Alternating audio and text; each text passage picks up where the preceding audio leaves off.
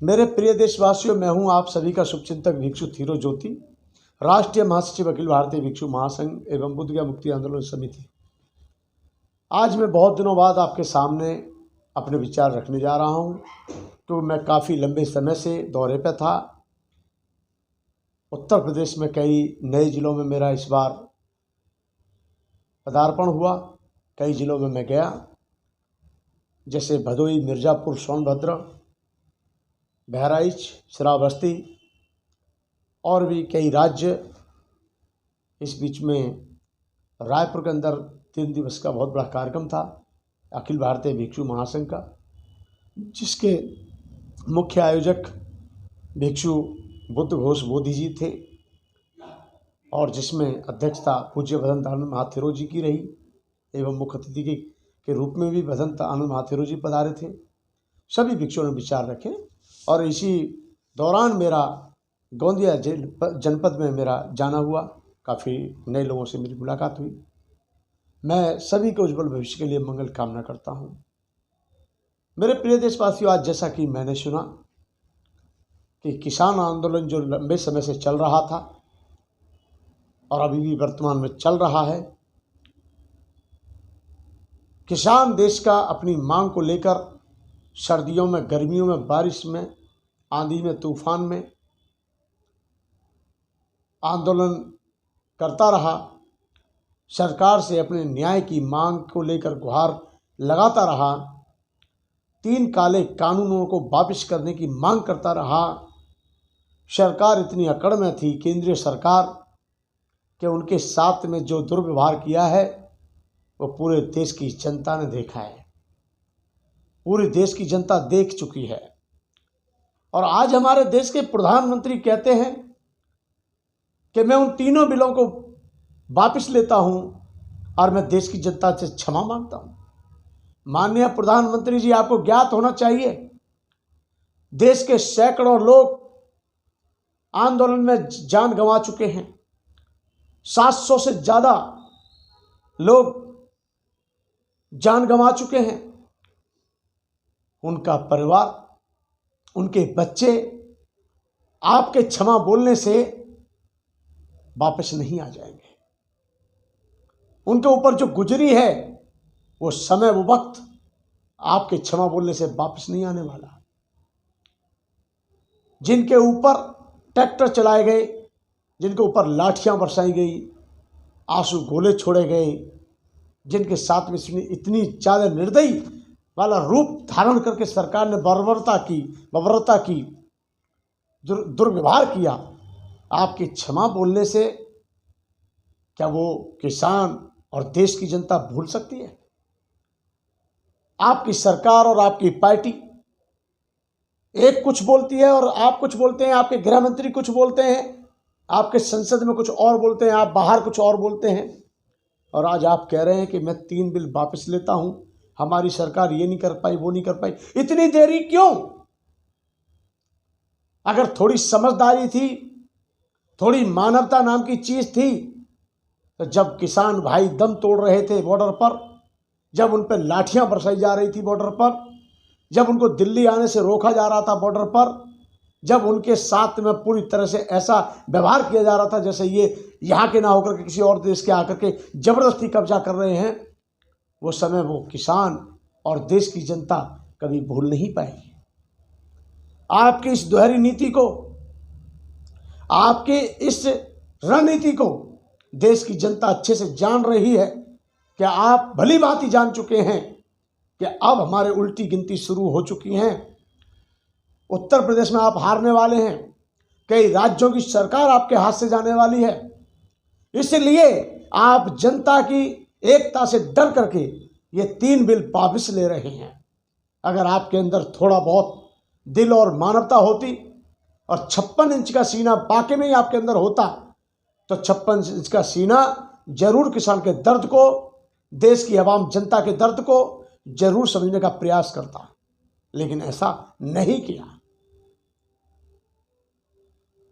बड़े अमीरों के जब कुत्ते बीमार होते हैं तो आप राजी खुशी पूछते हैं, और जब हमारे किसान भाई दम तोड़ते हैं या जब हमारे देश में बहू बेटियों के साथ बलात्कार होता है खास तौर पे दलित बेटियों के साथ पूरे देश में हाहाकार के साथ बलात्कार होता है।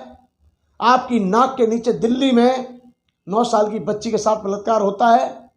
और भी न जाने कितने कांड हैं, चाहे बदायूं कांड हो, चाहे आपका लखीमपुर कांड हो, चाहे आपका कितने ही कांड हो, हाथरस कांड।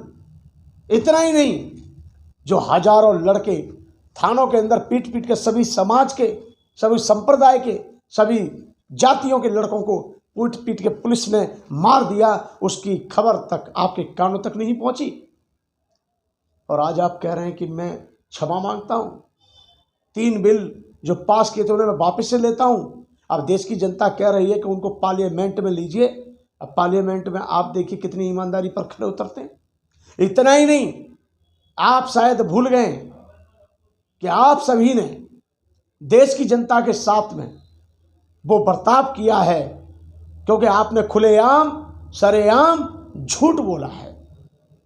आपकी 2014 की जुमलेबाजी को देश की जनता ने इसलिए स्वीकार कर लिया था कि जनता परिवर्तन चाहती थी, जनता को नई सरकार चाहिए थी, जनता को, देश की जनता को एक अच्छा नेतृत्व चाहिए था, क्योंकि कांग्रेस की सरकार से लोग 10 साल में ऊब चुके थे।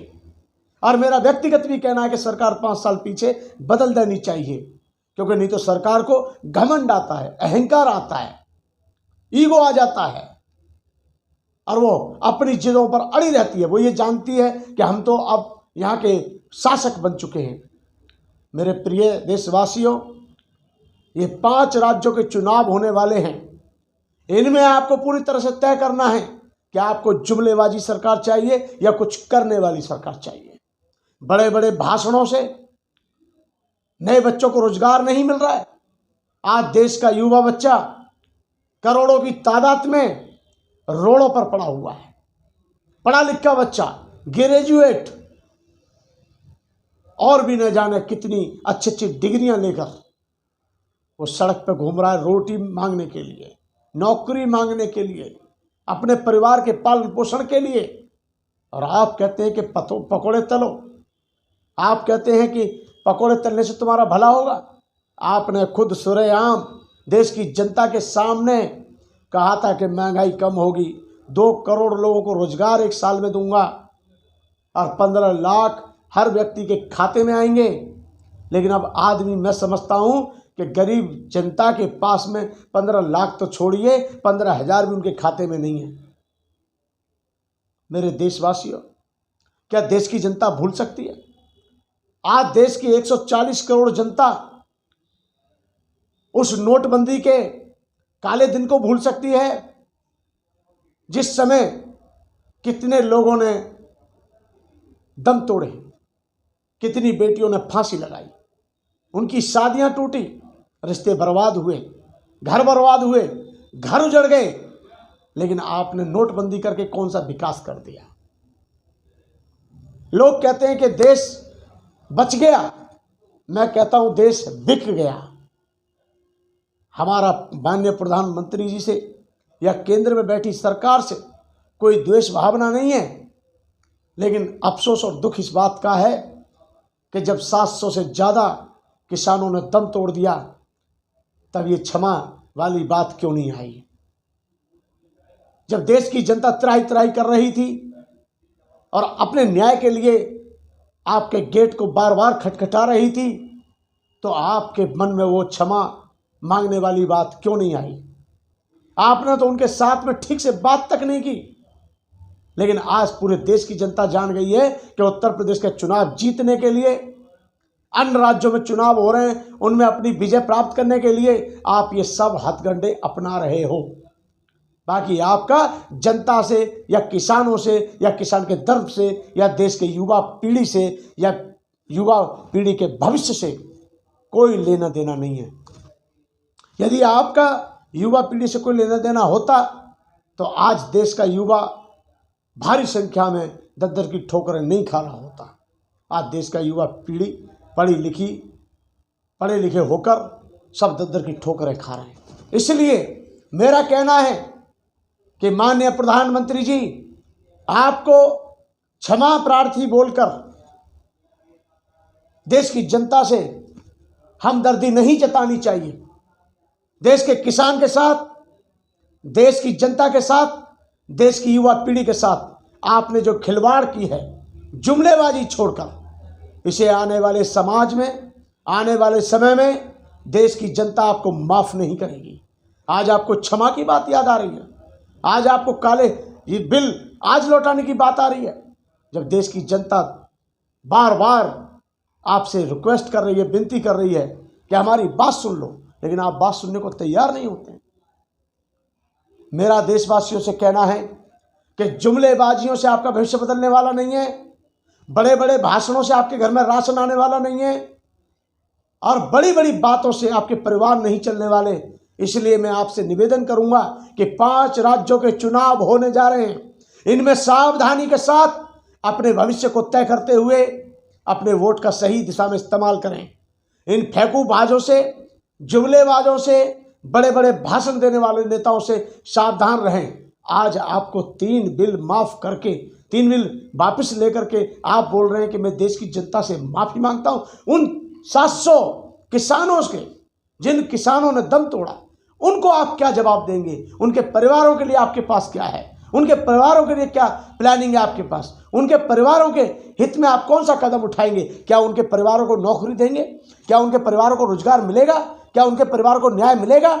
नहीं मिल सकता, क्योंकि जो जाने वाला था वो चला गया, लेकिन आपकी आंखें अब खुली। लेकिन जब खुल जाए, जब भी ठीक है। अगर देश हित में कदम उठ रहा है तो उठा देना चाहिए। और जब आपके उल्टी गिनती शुरू हो गई है, जब आप अच्छी तरह जानते हैं कि हम हर राज्य में चुनाव हार रहे हैं, तो इन्हीं मुद्दों को दबाने के लिए और अपनी वाई लूटने के लिए आप इस प्रकार का बयान दे रहे हैं। देश की जनता सब देख रही है, देश की जनता जानती है कि हमारे देश का युवा जागरूक हो चुका है। आज मैं ट्रेन के अंदर, देश के अंदर जब सफ़र करता हूं, तो हर समाज का व्यक्ति, हर समाज का युवा वर्ग नाराज है सरकार की गतिविधियों से, सरकार की नन नीतियों से, क्योंकि वो लोग पढ़ लिख करके भी रोड पे दर की ठोकरें खा रहे हैं। मेरे प्रिय देशवासियों, सावधान रहने की आवश्यकता है।